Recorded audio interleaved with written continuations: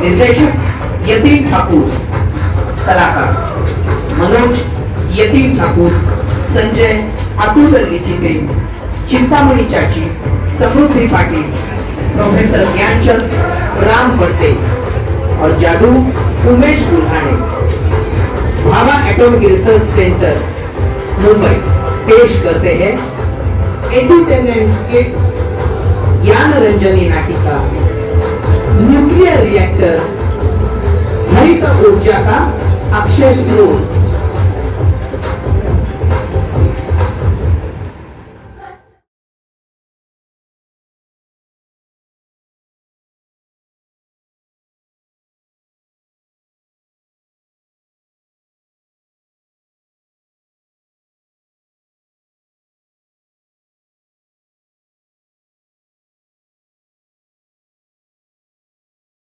स्वच्छ भारत का इरादा कर लिया हमने देश से अपनी वादा कर लिया हमने स्वच्छ भारत का इरादा कर लिया हमने देश से अपनी वादा कर लिया। क्या बात है संजय, बड़े गुमसुम से बैठे हो। इस सफाई अभियान में हाथ बटाने का मन नहीं है क्या? चलो चलो चलो चलो उठो। नहीं भाई, मुझे बात ये नहीं है कि काम नहीं करना है, लेकिन बात ये है क्या यह स्वच्छता की सारी जवाबदेही हमारी है? देख भाई संजय, यह गांव में रहकर तुम्हें कैसे पता चलेगा यह स्वच्छता का कितना बड़ा अभियान इस देश में चल रहा है। देखो संजय, देश का भविष्य युवाओं के भविष्य पर निर्भर करता है। इसलिए एक नागरिक, एक छात्र और युवा के रूप में देश के विकास के लिए हम खुद जिम्मेदार हैं। इसके लिए हमें सदैव तत्पर रहना चाहिए। इसलिए इसकी शुरुआत देश की स्वच्छता से ही शुरू की जा सकती है। लो आ गई आपकी चिंतामणि चाची। अब देखते हैं क्या क्या गलतियां निकलती है। चलो उनसे मिलते हैं। चाची जी नमस्कार। खूब आनंद रहो, खूब प्रसन्न रहो। क्या बात है चाची जी, आज सुबह सुबह इधर हड़को भी नहा धोकर तैयार होकर? हाँ, पता चला कि आज सुबह सफाई अभियान का उद्घाटन होने वाला है, तो सोचा मैं भी दिखाती हूँ। तो चाची जी कैसी है अपनी तैयारी? सारा इंतजाम में कैसे लग रहा है? काफी अच्छा है। इतनी सुबह इतनी तैयारी, बहुत अच्छा है। तो चाची, क्या सचमुच में सब कुछ ठीक है या फिर? अरे तुम लोगों का काम भला कब ठीक हो सकता है? हाँ चाची बोलो ना। ये ठीक है कि तुम लोग जमीन की सफाई के लिए इतना जोर लगा रहे हो, लेकिन क्या? अरे तुम लोग जमीन की सफाई के लिए इतना जोर लगा रहे हो, लेकिन इस वायु में पहले गंदगी का क्या मतलब?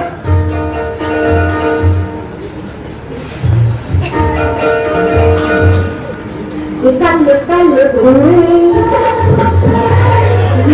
बिखरा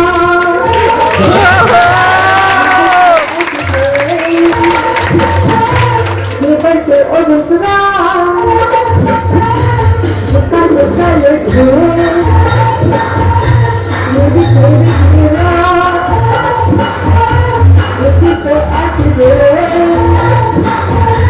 निकलता ओ ससुरा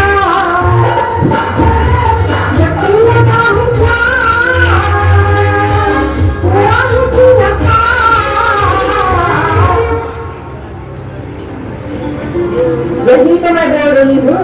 बताओ, उसकी तरफ किसी का ध्यान है क्या? हाँ चाची, तुम ठीक बोल रही हो। मनोज, तुम तो विज्ञान के सीनियर टीचर हो। अब बोलो ना, तुम्हारे विज्ञान में किसके पास कोई हल है? विज्ञान के पास इसका हल पहले से ही मौजूद है और अपने देश के साथ साथ संसार के कई हिस्सों में इस हल का उपयोग भी हो रहा है। लेकिन वह हल है क्या? अरे हाँ बताता हूँ। पहले मैं अपने प्रिय और परम ज्ञानी मित्र से तो बुला लूं। अब इस मित्र की क्या आवश्यकता यहाँ? देखो, पहली बात, आप लोगों का मूड देखकर लग रहा है कि अभी प्रश्नों की बौछार होने वाली है। और फिर आपको दो लोग और मुझे अपनी सहायता के लिए किसी न किसी को तो बुलाना ही होगा, क्यों? अब ये मित्र है कौन और कब आएगा? मेरा प्रिय और परम ज्ञानी मित्र तुरंत हाजिर हो जाएगा। बस उसके नाम लेने की आवश्यकता है और उस मित्र का नाम है जादू।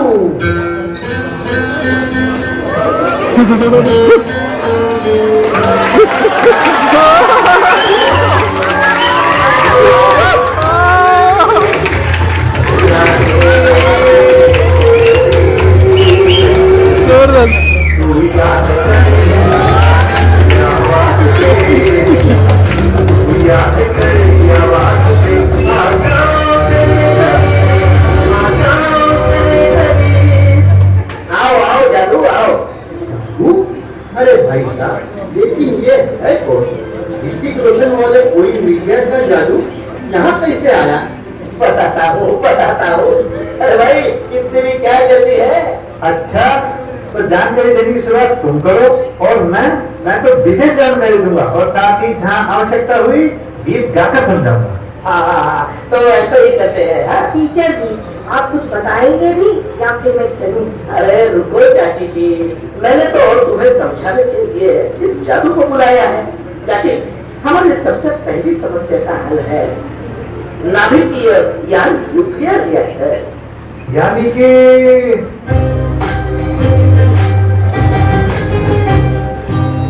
थोड़े यूरेनियम से बनी जो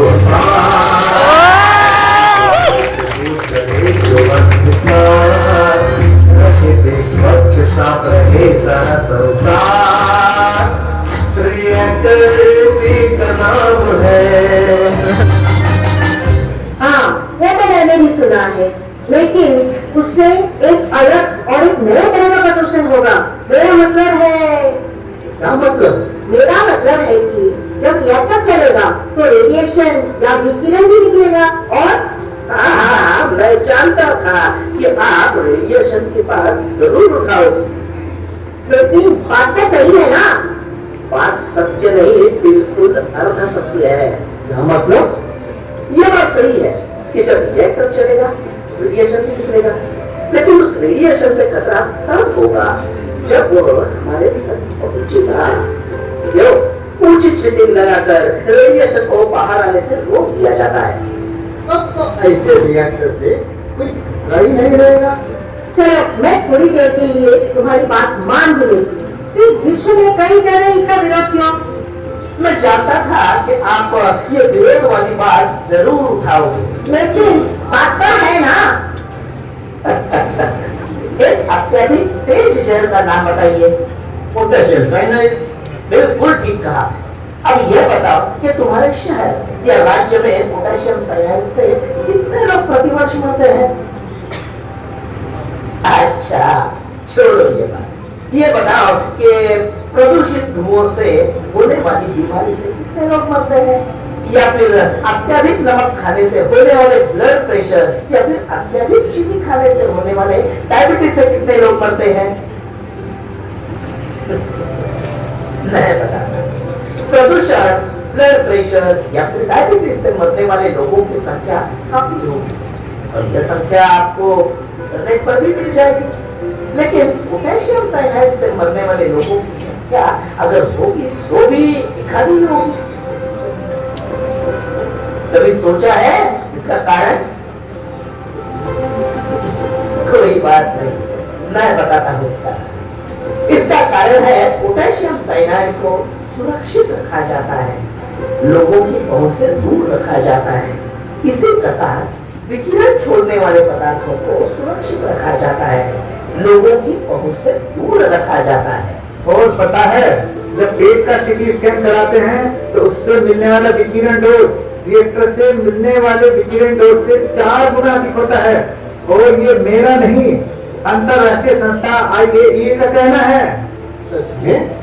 यह बात अधिकांश लोगों को पता ही नहीं है। इसीलिए तो कहता हूँ कि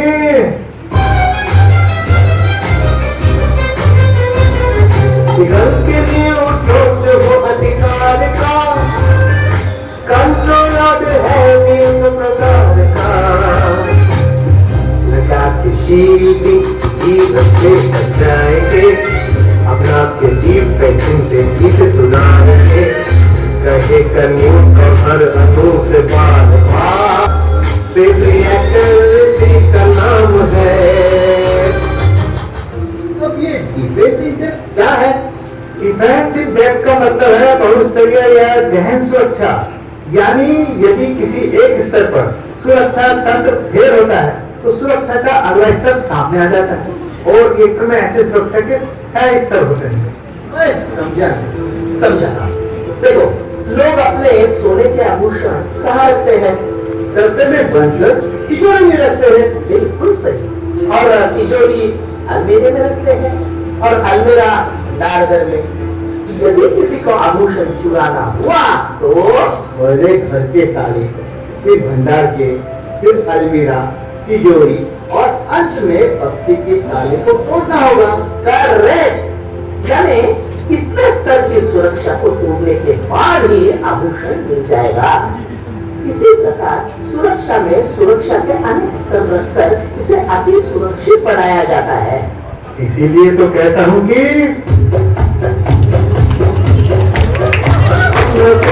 संरक्षण सारा अपना संरक्षित रहकर संसार अपना कहते हैं संरक्षण सारा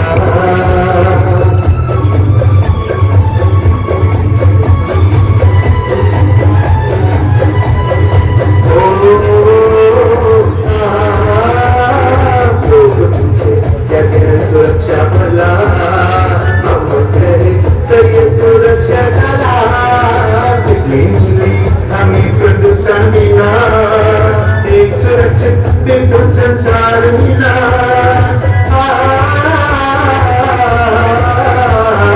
ऐसा तो पिला न्यूट्रॉन मिला किरण का सामान मिला अपना के गहन संरक्षा सारा अपना संरक्षित रहकर संसार अपना के गहन संरक्षा सारा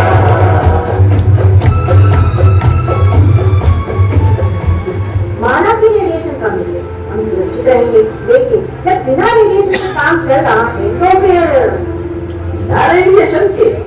तुम्हारा मतलब है यदि रिएक्टर नहीं तो रेडिएशन नहीं।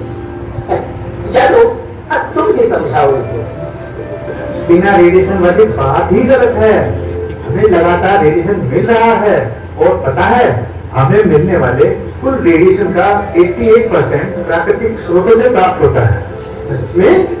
और लोग सही जानकारी के अभाव में रिएक्टर का विरोध करते हैं। लेकिन मैंने सुना है कि भारत में यूरेनियम काफी कम मात्रा में उपलब्ध है, फिर रिएक्टर चलाने के लिए दूसरे देश पर निर्भर रहना पड़ेगा। और कभी लेकिन अपने देश में थोरियम का भी तो बड़ा भंडार है। रिएक्टर चल सकता है? हाँ बिल्कुल। वो कैसे? देखो, एक उदाहरण द्वारा मैं आपको समझाता हूँ। ताकि वैज्ञानिक दृष्टि से यह उदाहरण पूरी तरह अनुकूल नहीं है, फिर भी इस सरल भाषा में समझने के लिए यह बिल्कुल उपयुक्त उदाहरण है। हाँ हाँ बताओ ना। तुम्हें तो मालूम है कि चूल्हे को जलने के लिए सूखी लकड़ी की आवश्यकता होती है। हाँ, और यदि लकड़ी गीली हो तो पहले इसे सुखाते हैं और उस सूखी लकड़ी का प्रयोग ईंधन के रूप में करते हैं। हाँ वो तो है। अब मान लो थोरियम गीली लकड़ी और यूरेनियम सूखी लकड़ी है और हमें रिएक्टर में प्रयोग यूरेनियम चाहिए तो थोरियम से यूरेनियम बनाना होगा।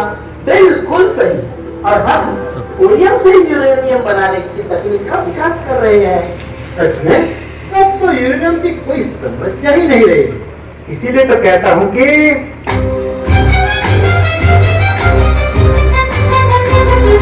मान हम यूरेनियम से फकीर हैं फिर भी यार थोड़ी की अमीर है करे विकास नए तकनीक से बने जो पृथ्वी प्रदूषण दिन फैलाए बने जो पृथ्वी किसी को हो न हो हमें तो रिएक्टर इसी का नाम है। और एक खास बात बताऊं कि 1 किलो यूरेनियम से 27 लाख किलो कोयले के बराबर ऊष्मा प्राप्त होती है। ये बात तो मुझे किसी ने बताई ही नहीं। वो तो ठीक है, लेकिन गुरुजी तुमने तो बताया ही नहीं कि रिएक्टर से आखिर बिजली बनती कैसे है। अरे हाँ, ये मुख्य बात तो रह गई। हाँ, ये तो जो तुम्हारे गुरुजी है ना, हमेशा आधा अधूरा काम करते हैं। जैसे कि बिजली उत्पादन के लिए मूल आवश्यकता होती है कि जनरेटर के रोटर को घुमाना। हाँ, थर्मल पावर प्लांट में स्टीम टरबाइन के शाफ्ट से जनरेटर के रोटर को जोड़कर घुमाते हैं, जिससे बिजली बनती है। हाँ, बिल्कुल सही। और कोयला जलाकर प्राप्त ऊष्मा से बने स्टीम का उपयोग टरबाइन को चलाने के लिए होता है। उसी प्रकार रिएक्टर में यूरेनियम के फिशन प्रतिक्रिया से प्राप्त ऊष्मा से स्टीम बनता है, जिसका उपयोग टरबाइन को चलाने के लिए होता है। लेकिन यह होता कैसे है? मैं बताता हूँ। करे जले यूरेनियम पर प्रहार, उतरु विखंडन किया लगातार, मिले सुरक्षित स्वच्छ ऊष्मा आहार, पावर रिएक्टर इसी का नाम है। इसका मतलब रिएक्टर का उपयोग बिजली बनाने के लिए होता है।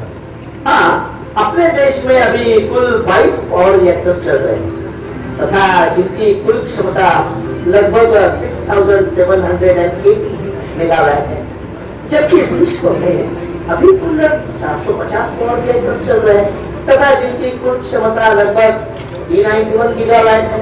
सुना है कि थर्मल पावर प्लांट से बनने वाली बिजली के उत्पादन क्रम में दुर्घटनावश कई लोगों का नुकसान हो जाता है, और रिएक्टर से बनने वाली बिजली के उत्पादन क्रम में तो और ज्यादा लोगों की मृत्यु होगी, क्योंकि यहाँ रेडिएशन भी है। चाची जी, तुम्हें यह जानकर आश्चर्य होगा कि वास्तविकता तुम्हारे अनुमान के बिल्कुल उल्टी है। क्या मतलब? जहाँ कोयले से बनने वाले 1 लाख करोड़ यूनिट बिजली में 1 लाख लोगों का नुकसान होता है, वही रिएक्टर से बनने वाली इतनी ही बिजली में यह संख्या सिर्फ 100 से भी कम है।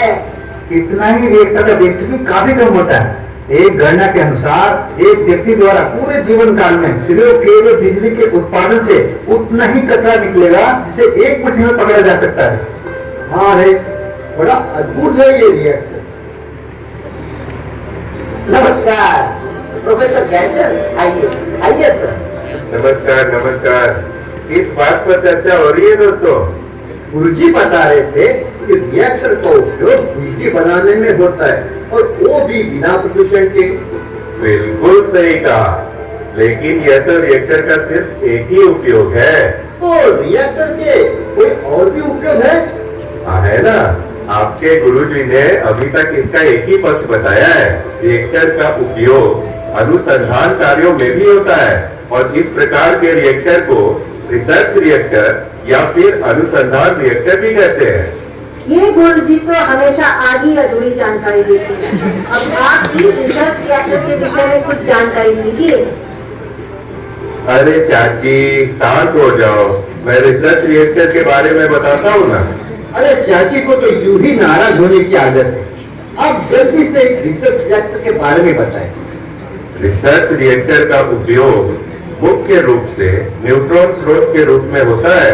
इन न्यूट्रॉनों द्वारा वैज्ञानिक अध्ययन हेतु विभिन्न प्रयोग करते हैं। इसके द्वारा विभिन्न पदार्थों की संरचना का अध्ययन भी किया जाता है।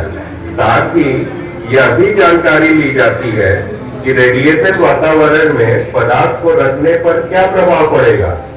पावर रिएक्टर की दक्षता को बढ़ाने के लिए आजकल नए नए ईंधनों का विकास भी हो रहा है। इन नव विकसित ईंधनों को रिसर्च रिएक्टर में डालकर इस पर होने वाले विभिन्न प्रभावों का अध्ययन किया जाता है। पूरी तरह सुनिश्चित होने के उपरांत ही इन नव विकसित ईंधनों को पावर रिएक्टर में उपयोग हेतु अनुमति दी जाती है। वाह, ये तो रिएक्टर का बहुउपयोगी मालूम होता है। इतना ही नहीं, रिसर्च रिएक्टर का उपयोग अनेक महत्वपूर्ण आइसोटोपों के उत्पादन के लिए भी होता है। प्रोफेसर साहब, वो तो ठीक, लेकिन एक उदाहरण तो दीजिए ताकि अच्छी तरह समझ सकूं।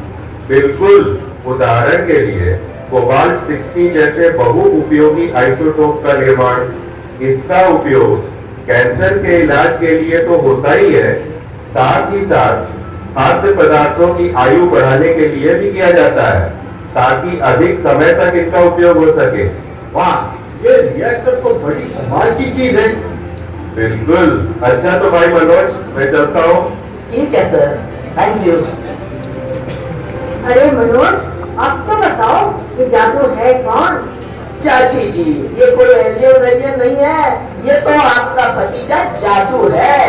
अरे जादू नहीं ना, तुम तो मुंबई के एटॉमिक एनर्जी में काम करते हो, तो फिर ये नाटक करने की क्या जरूरत थी?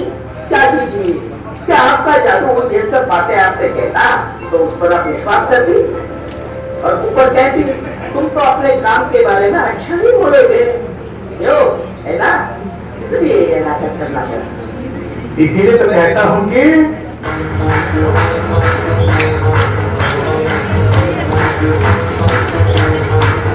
जय हो